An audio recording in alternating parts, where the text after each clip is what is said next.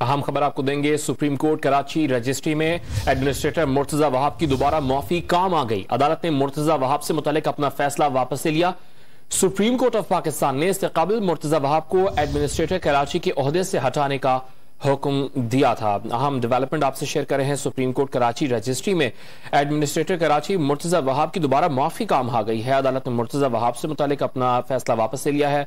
Supreme court نے اس سے پہلے مرتضی وہاب کو ایڈمنسٹریٹر کے عہدے سے ہٹانے کا حکم دیا تھا۔